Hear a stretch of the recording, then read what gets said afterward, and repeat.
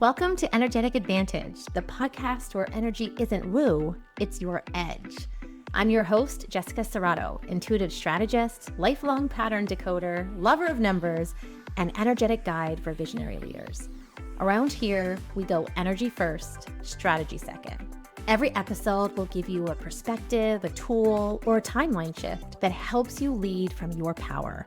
Because the truth is, your energy is your most undervalued asset until you learn how to use it. Get ready, you're about to have the advantage. Let's begin. All right, buckle up. Today's guest is someone who has spent years helping people reconnect with one of the most underutilized energetic advantages we have, creativity. Carla Catherwood is a creative facilitator, movement guide, entrepreneur, consultant who believes creativity isn't just something reserved for artists. Creativity is a leadership skill, a business advantage, an energetic advantage, and a tool for navigating life. You know, Carla is epic. Her work spans dance, functional fitness, somatic movement, business consulting, but what I find most fascinating is how she helps people access creativity in practical ways as a process. Carla is the founder of Army of Sass. It was one of the very first heels dance training programs. She launched back in 2010, before the Pussycat Dolls, right? Long before conversations around confidence, self-expression, and embodied leadership became mainstream, Carla was creating spaces where people could explore those things through movement. And in today's conversation, we are talking about what creativity actually is, why so many people mistakenly believe that they're not creative, and how creativity shows up in leadership and business, and really how curiosity, experimentation, and yes, even failure can become some of our greatest creative assets. So whether you're building a business, leading a team, navigating a life transition, or simply looking for a fresh perspective on a challenge you're facing, I think you're going to get a lot out of this conversation. I love Carla, and I'm so excited to introduce you to her today. So let's dive in. Welcome back to the Energetic Advantage podcast. Season 1 was all about leadership, how we lead, how we hold power, how we make decisions that actually moves things forward. But season 2 is about creators, because here's what I know to be true. The most effective leaders are creatives first. Creation is the original leadership act. Before there's a plan, a strategy, before there's a title, there is a willingness to begin. And today's conversation is a perfect embodiment of that and an epic way to start this season, because you, my friend, Miss Carla Catherwood, are so willing. And I love that about you.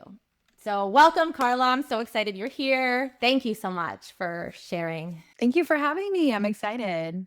So excited. You know me, no small talk. Let's get right into it. You're really passionate about the idea and the concept that we are all creators.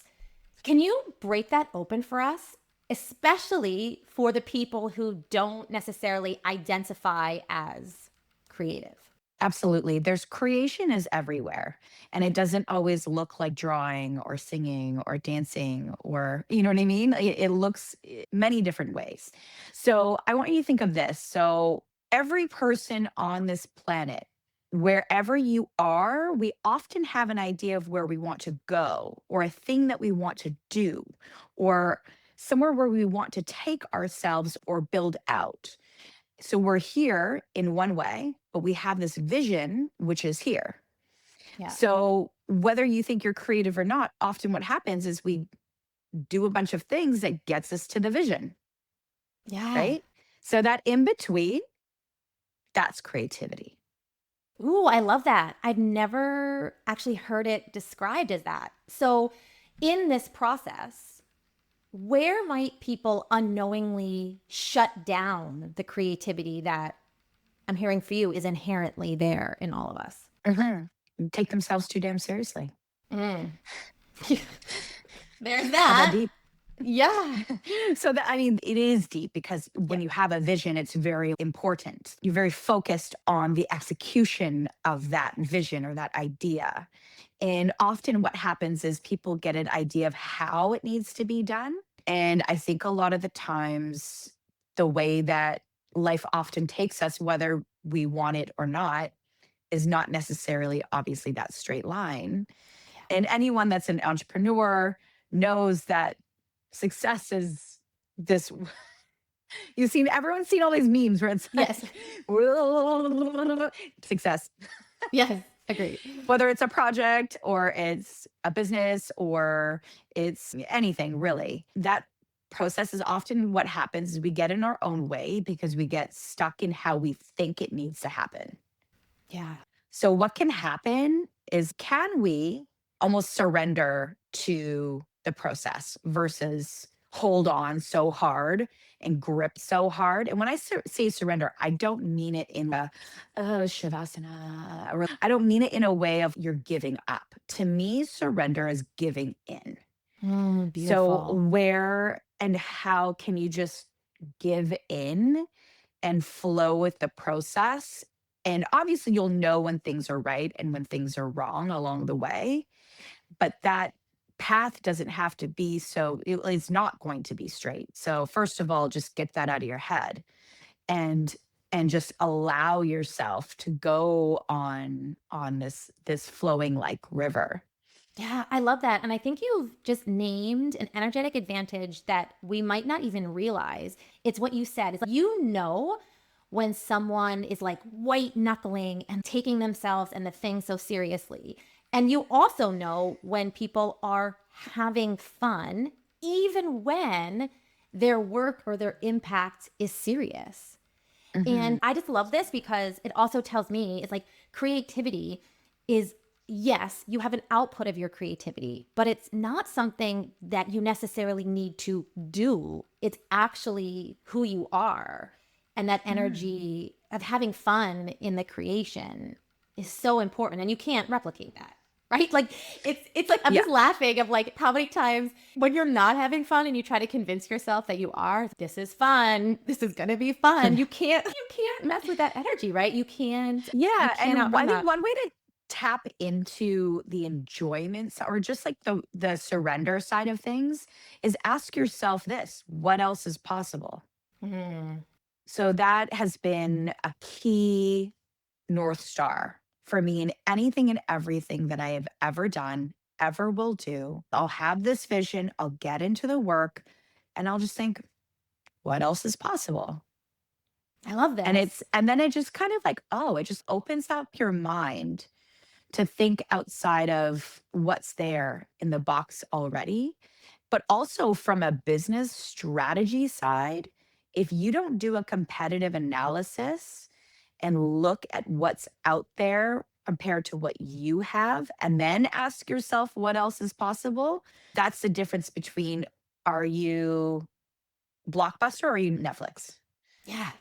And so this is like just the perfect segue into, I think, a huge tenet of your work, which is like looking at creativity as curiosity. So you've kind of explained a little bit why this distinction is so important. But I have a question, I feel, on behalf of some people who are listening. You hear a lot of, well, they're naturally creative or they're naturally curious. And I it's funny. I just want to leave this question, I think, open ended for you of do you believe that it comes quote unquote more naturally to some people than others? How do you feel about that? I don't know about naturally, but I think it's really somewhat to do with an openness to it. Yeah. And I believe that there is creativity in structure Yeah. as Let's well. let's jam about this because you and I were just talking. Is like for me, any type of like small talk or conversation without a purpose really stresses me out. And it actually is what was stopping me for so long to have a podcast because I heard and saw so many funny podcasts or the things that I watch, and it's, oh, they just get on there and let it flow. And for me, I knew if I wanted to do this, I needed to have some type of structure or at least some semblance of direction Mhm. before, I don't know if I, before to feel safe in creativity or before actually to let my creativity You know what? And I'm feeling, I would love to hear your thoughts on this because right now I'm getting, I don't think I need a foundation, but I at least need like scaffolding. Like I just can't free flow, Yeah. but like scaffolding helps. So can you talk to me about actually how you help people do this? Like how do you start to tap into this creative power that's in all of us? And like how do you help people build whatever helps them like more fully embrace or be comfortable in that creative process? Absolutely. Yeah. And you're right. And you know what's funny is that in my consulting and coaching business, it's called MEO, Be the CEO of Your Life. And I do work with creative entrepreneurs, predominantly women in the service based industry. And a huge part of what the work that we do is the first thing we do is we talk about basically building your house, building your Love it. foundation, because most creatives or most people in the service industry is not a one trick pony. There's going to be a house and there's going to be all these different rooms. So the first thing that we do is we create and build that foundation, right? Yeah. So, what is the concrete foundation of which we're building the house with? And that predominantly when I work with people, we start with by building a blueprint of some form. So, I have an outline of how I work with people, but really until I get into people's work, it's its own frame of a house. But Yeah. then when I get in, it's like, how many rooms are there? I mean, everyone's got a base, everyone's got a roof, everyone's got rooms, but how many rooms? How many levels? How Yeah. many, you know what I mean? Everyone's house looks different. And so, in order for me to go in and collaborate with my client, we've got to build the structure first. Otherwise, it's just air. It'll just Yeah. get lost in the sauce. I love this so much. I have to share, I'll share it when she's on, but I have a friend and she just produced and starred in her own one person show. It was like 2 hours, okay? Oh my And God, she's amazing. very intuitive like me. And a couple days before the performance, she had her final script and her printer wasn't working. And she messaged me and she said, "Is this a sign that I like shouldn't have a script?" And I was like, Sure. "No." Like the script is No, the got a staple. source. Totally. But You it's can just do this. laughing of I think there is this underlying maybe belief of in order to be fully creative, we need to be free flowing and whatever. And yet, No. like I love, yeah, I love. Yeah, you're like, no, okay. And this No. is like literally, I want everyone to listen. We are speaking to one of the most creative people I know. You know, this podcast, you know that the way I pick my guests is I close my eyes and I go into meditation and I see the names and the faces that pop up first. And for season 2, specifically this season, when I tapped into creator, I got Carla. And so you're hearing this from one of the most creative people. And we're going to go into a lot of your creations in just a second. And it's not only it's okay to have some structure and foundation. What I'm hearing is it's necessary. Necessary. Yeah. Absolutely. Yeah. Yeah. Okay. And so I want to get into some of your work now. And one part, I love a lot of things about your work, but in a through line for me is your work is very embodied. So it involves music, movement, somatics. How does being in the body unlock creativity in business, in life, or in leadership in general? Often we hold so many thoughts and ideas in our brain, right? You and I briefly spoke Yeah. on this whole kind of neck up idea. And yeah, a lot of people hold things in their brain and it just spins. And sure, you might write it down, you might plot it through, but our bodies are connected to our minds are connected to our nervous system. Mhm. So if you want to feel safe in your work, if you want to feel grounded in your work, if you want to feel movement in your work, ain't nothing to it but to do it. We got to move. We got to move our bodies however we can, however you are able to, right? Yeah. I am a true believer of even if all you can do is sway your neck and your head, it's still moving. There's still some form of flow. There's no right way, there's no wrong way. There's a million different ways to move energy through your body and to embody these feelings, these sensations, or to work through certain things that maybe are even blocking you. Yeah. And I mean, that's its own conversation on its own, but I think it's important to take the energy that we have from the day to day and we just gotta put it somewhere. Yeah. And I'm kind of getting from what you're saying that movement is actually what helps create access to these new ideas. And it actually fuels and supports our creativity. And Mhm. I'm laughing of how many times I'm sure everyone listening can relate to this of I just need to sit down and write.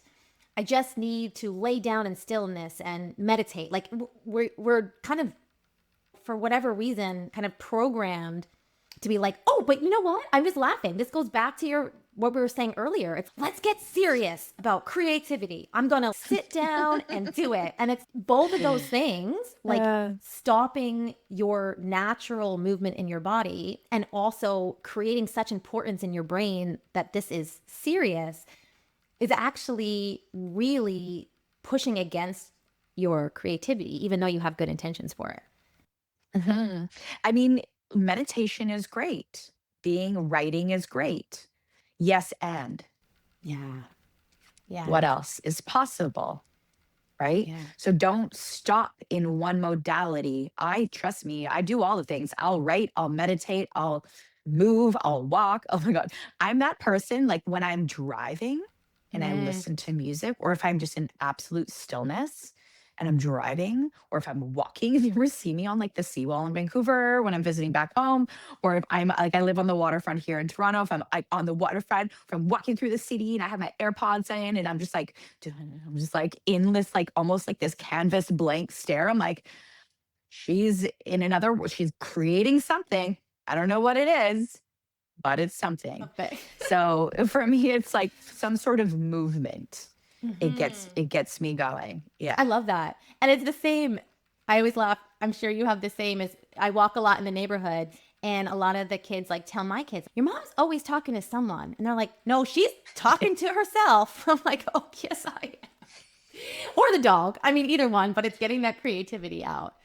Yeah. Yes. Okay, so this movement, I think, well, I know has been such an important part of the history, like back when you were performing on stage in cruise ships. So, can you talk to me Mhm. about where you really began to cultivate this love, this appreciation, or tell me how it felt like? Like, when did you really first realize that, wow, this is my uniqueness? This is really Mhm. how I'm meant to serve? Energetic edge. I would say there was a few points. The first one was when I was on cruise ship. Actually, I was in Nashville. I was training. We were there for 5 or so weeks, and we were training in their production facility with all the production shows before we went. And I'd never danced in heels before. I was 20 at the time. This was a very long time ago. For Shout laughing out to before socials, before phones. Thank goodness for that. before MySpace, Yes. okay? It was a long time ago. And some people are listening, "What's MySpace?" So- Oh, God. So, yeah, so it started there. And so we're at this production facility, we're learning all the dances. I think we're probably like 2/3, just over half through the whole process. And they literally come in and they literally chuck me a pair of 3-inch heels. They chuck all the people, half of them had danced in heels before, half haven't.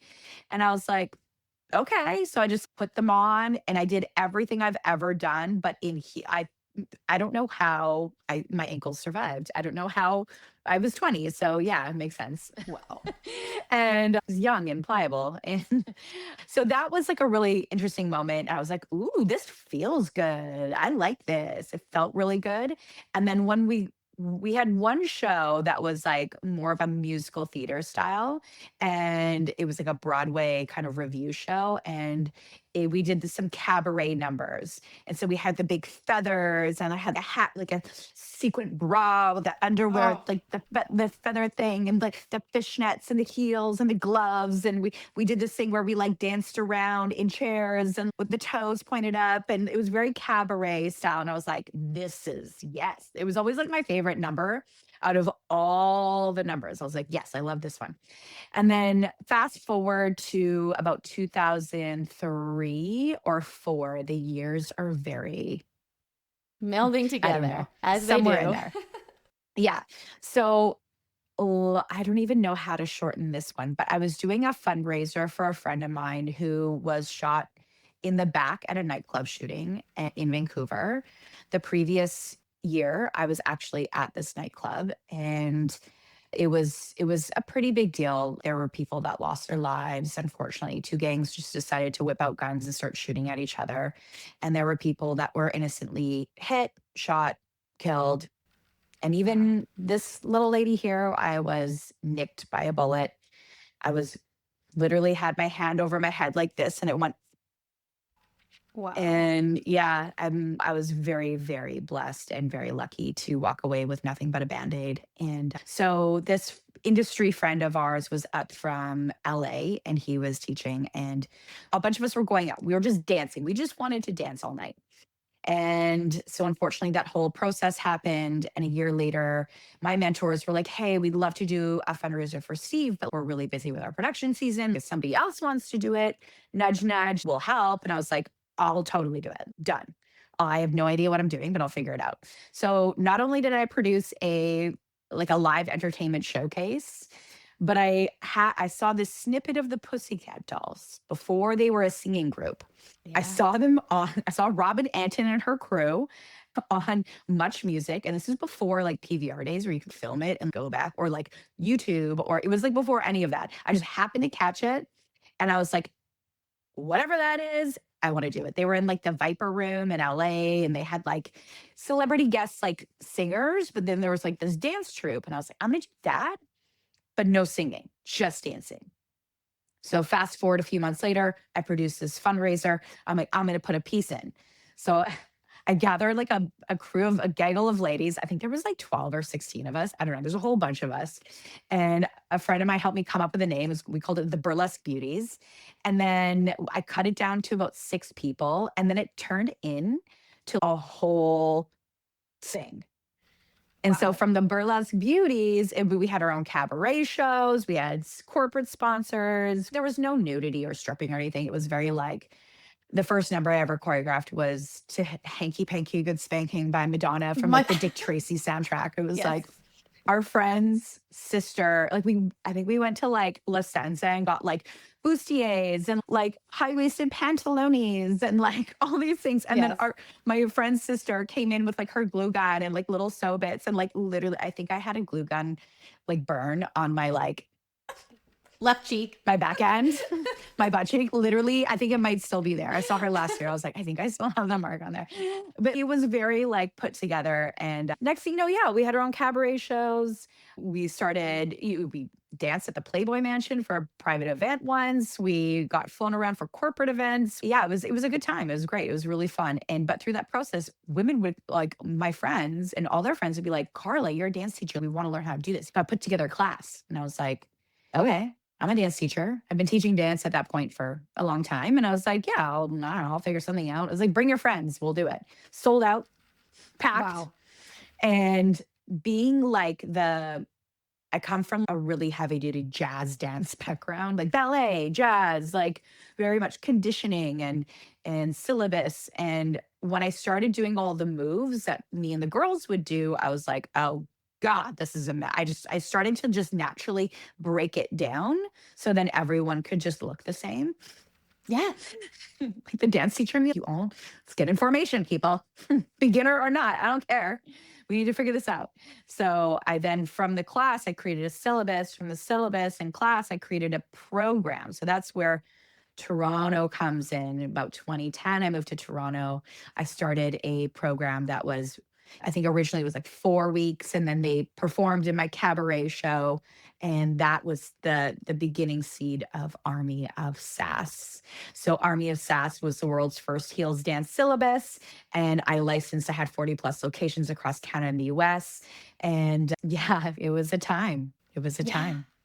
And I just want to reiterate what I'm just feeling through that story is like how much fun you were having, right? Really. Yeah, you're Yeah. like, I remember those times. Like, I really was. And yes, structure and strategy came into it, but it was this sense of, I think this is also perhaps where creativity can really become contagious is there's two components that I heard there. Is one, feeling the energy. So someone sitting and watching and feeling the energy of how much fun and also freeing and comfortable and brave in your bodies, while also at the same time noticing, oh, like with some structure, I could do that. Hmm. And I love that because so many times we shy away from creativity because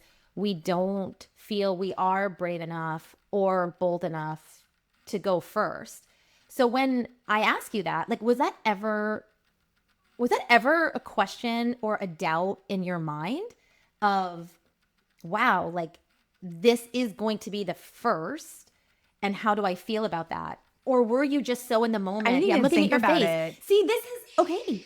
I was just like, we need to figure this out because we all need to. I was just like an OCD dance teacher that Yeah. was like, we all need to look the same. Yeah. And then I was each one, to be honest, it all kind of, each one just happened. It was a natural progression. And again, came out of not just my curiosity, but other people's curiosity. So the dance classes started because people, like the women, were coming to me and they're like, I want to learn how to dance like that. And I was like, Yes. okay. So I built something to provide something for my friends and their friends, and then it just popped off.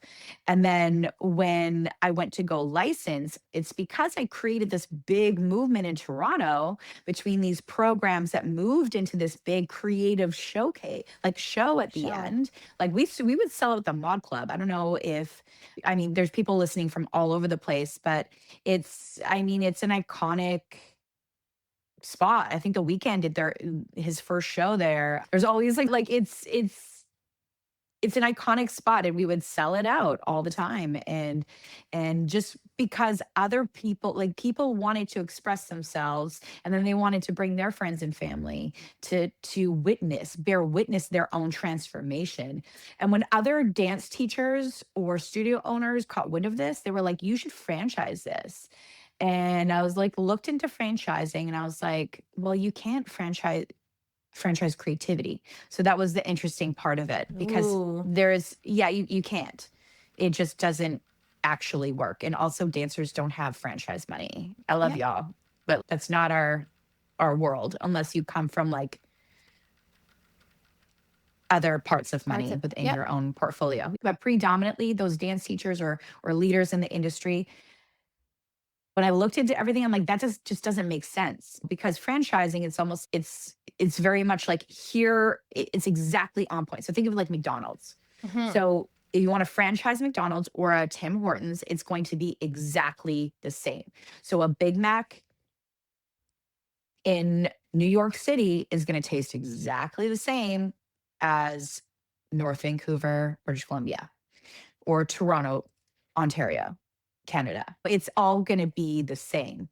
Whereas when you go into, it's almost like paint by numbers. But if you were to license, it's more along the lines of, here's a coloring book, here's a bunch of colors, stain the lines. And that's where like the contract comes in, and it provides you more creativity. So that's why the syllabus was so important, because I would teach people the foundations of how to move their body in a feminine way in heels. And then and then we would provide them the shows, but not necessarily the choreography. They can interpret it how they wanted to. And because the amount of work it would take for us to, and also just I know my own community and people, like be like, I wouldn't sign up for that. Yeah, because creativity really breeds creativity. And so by Mhm. doing it that way, you created an impact and a ripple beyond what like the cookie cutter duplication could have. And it wasn't Mhm. just that they were licensing a program. I feel it was like there was also a licensing for their own creativity and permission to like really tap into that, which is the base of the program. I want to go here because I want to give the people who are listening. So, for those who feel disconnected from their creativity right now, or are listening to us talk and be like, yeah, that sounds great. And what is one way or just a few ways that they can really begin to reconnect with that creativity inside of them? Yeah, and just remember that I just want you to ask yourself, I want you to think of the vision that you have. What's the thing that you want to accomplish? What's the thing that you want to build? What's the thing that you want to create? Whatever that is. And I want you to ask, what else is possible?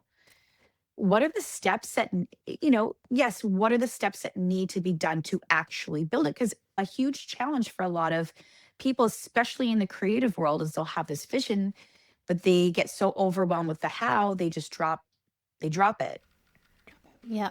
And that idea, that concept is there for something. So if you can build some form of foundation, like step, how are you going to do project manage? It's kind of like an event. So I've produced a trillion different events throughout the last like 25 years or so. So if you think of an event, you just think, okay, how do you want it to end? And then you Yep. just begin to work it backwards. What are all the things that need to happen? And then along the way, each step along the way, just keep asking yourself, what else is possible? It's Mm. that question alone is going to continue to open doors that you're like, oh, maybe I could do this with this person. Or, ooh, this maybe instead of it being in this, say, venue or this, I don't know, there's so many different So ways I many could take ways. this. Yeah. Say it's in this venue, I could do it in this kind of venue. Yeah. Yeah, there's so many different ways to go about it. I love I it. hope I answered your question. You did. You did. And I'm I like, love did this I? because I feel that there's no one right answer to the question of creativity. And so I love to do a quick fire round with you where I'm going to spout off some quick sentences or questions and I'd love for you just to answer as quick as you can. And for those listening, you can also play along because I just think this alone will show you that we all feel and think and act so differently. And so I love this. Okay. So here's me. I'm like giving a structure in 30 words or less. No, I'm not going to do that. But just right off the cuff, what comes to you? Creativity is blank. Possibility. Most people block their creativity by doing this. I'm just holding on too hard to like a narrow lane. Love it. The body gives us clarity when we do this more often. Move. A sign that we might be disconnected from our creative energy is Anxiety. Depression. creation requires more blank than confidence. Just action. Love that. Movement that you return to when you kind of start to feel a little stuck. Oh God. Put on some house music. Take me to my friends to like a dingy club somewhere. I'm gonna dance. Love it. And one permission that you wish more people would give themselves as creators. Just loosen the grip. Yeah. Permission to just explore. There's no wrong way of doing anything when you are creating because there's no end road. It just keeps going. So if you don't like where it lands, ask yourself what's the mirrored opposite of that? Then that will show you, bing, where to go next. I love it. Okay. So if someone's listening and they're like, give me some Carla, can you let us know how people can experience to work with you, whether you're in the studio or more Mhm. in like a consulting context? Because like a true creative, You do both, all the things. So tell us all the things. Yeah, well, first of all, you can find me on Instagram at Carla Catherwood. I do have Facebook. I'm just never on there. Just come to Truth. Instagram. And true, like actually not there. And yeah, so you can find me there. But in regards to facilitating from like a consulting or coaching side of things, so if you have a service-based industry or a service-based business and you're looking to just create structure around an offering or a business or a process or a concept, or looking to multiply what you do, say you have something already that's very successful. I've helped a few people with licensing models as well. You can get a hold of me. You can just get info at meocoaching.com. You can find my website, meocoaching.com.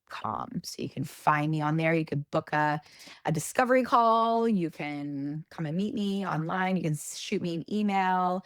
And then when it comes to embodiment in the studio, so I work regularly. I am a hot Pilates instructor at Jaybird Studios. One of my near and dear friends, she's one of the founders who, fun story, she was part of that original cabaret group. I didn't know that. Oh my Yeah, we go gosh. back. We go back. She's my girl. And yeah, so I work with Jaybird and I love it. I went and took a class this morning. I just really enjoyed I actually took Ariel's class. So shout out to Ariel Swan, one of the founders at Jaybird there.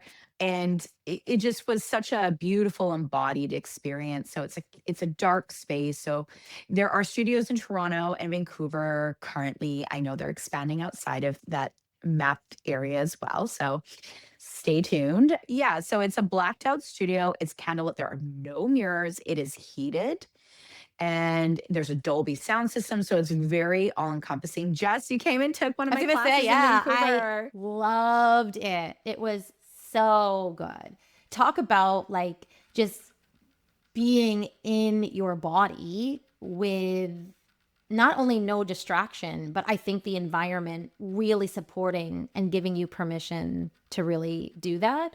And of course, it has a lot to do with the facilitator, which I took your class.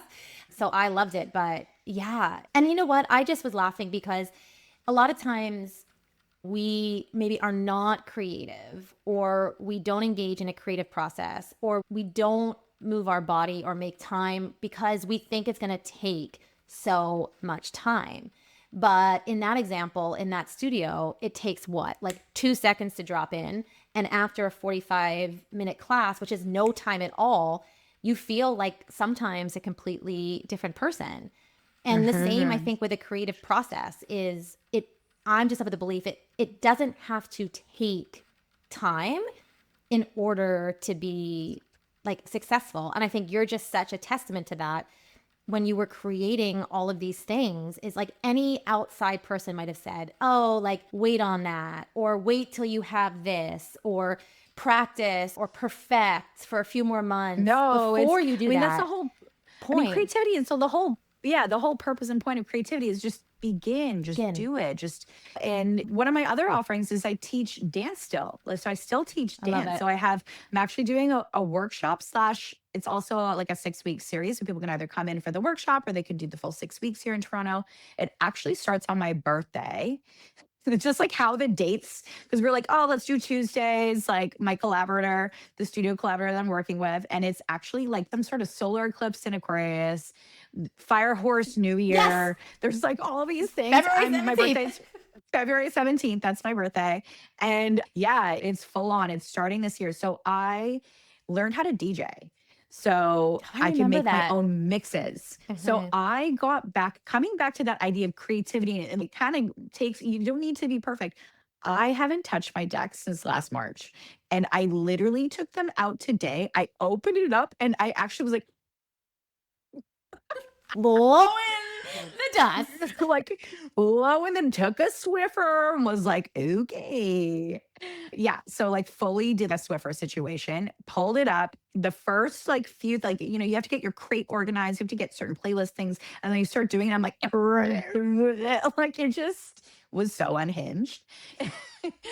and, but about 15, 20 minutes into it, it was like, things started to click again. And I was like, okay, okay, I'll actually make this mix. Okay, it's gonna be okay. We got this. And creating this mix for this get motivated workshop thing. And it's just a reminder that it doesn't need to be perfect to begin and just get in there. Just roll your sleeves up. It might get weird for a bit. Let it. But you got to work Yeah. through the weirdness. It's almost like whether in dance or whether it's sports, we're always going to be dominant on one side, whether it's your right or your Yeah. left. And the opposite side is going to be more challenging. But the cost of you not working that other side is injury. It's it's just a lack of being able to keep up. It's a lack of progression. And I would say the same thing as creativity. If creativity is challenging for you, think of it as your left foot or your left or whatever it Yeah. is, that opposite side. So you got to work that muscle to get it going. And then it's going to equal you out. It's going to bring you that harmony that all of us just want in our lives. Yeah, I feel that. And so I have an idea for everybody. Think back to something that you really enjoyed doing, where it was fun, where you felt in motion, and literally, as Carla just said, like dust off the blank. Dust off your shoes, just dust off your swimsuit, dust off your paints, your water, like whatever it is, dust off. Cooking is so creative. Like dust off the pans. Here's me telling people to cook when I don't. But dust off the stuff in your kitchen, whatever stuff is in your kitchen. Like just Yeah. I love that analogy just here because I feel sometimes the hardest part is perhaps like dusting it off. But as you said, once you do that and you're actually in the flow of creativity, there's so much possibility. And what it brings to our life, as you just said, is much more than the result of that thing. It's the feeling that keeps us alive because, yeah, it just keeps us alive. And if anyone totally analytical and logical is listening, I will tell you that creativity is how we solve problems. So if you want to solve a problem, here's going to bring us back to our youth. If you got a problem, I'll solve it. I sang that the other day, and my kids are like, "What song is that?" I was like, "Dude, we need to talk." Anyway, creativity is how we solve problems, and it's how we lead. And in allowing ourselves to move before we have it all figured out. And so to end, I just, if something in this episode stirred something in you, pay attention to that because that is your creativity. That's your creative energy, like knocking. And all you really have to do is open the door and connect with Carla. So find her on Instagram, reach out, connect, like tap into that creative energy, that feeling that I get when even I just see you in your everyday life. That is energetic advantage. And I'm just so happy that you continue to share yours with the world. So any last things you want to say here? The floor is yours. How can we make this a performance metaphor? The final act or it's yours. What do you want to do with the stage? Okay. Well, I have a saying, and it might Okay. trigger some people, and that's Do okay. it. Do it. I don't believe in problems Mm. because there's a solution to every problem. And if there's a solution, then there's no problem. But we have to get a little creative sometimes.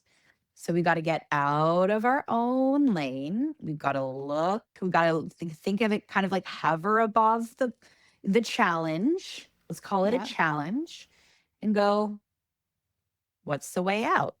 What else is possible? What needs to be done? And then ain't nothing to it but to do it. And if there's a solution, well, if there's a problem, there is a solution.